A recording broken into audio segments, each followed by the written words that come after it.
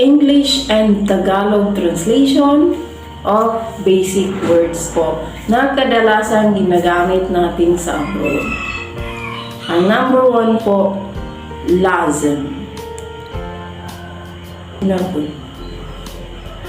Sa sa Tagalog, dapat.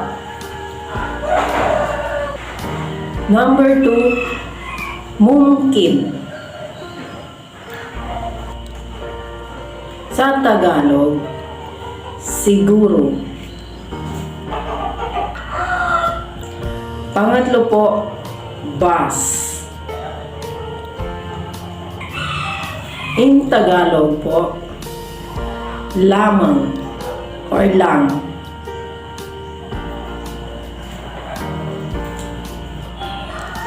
Thank you for watching my video po.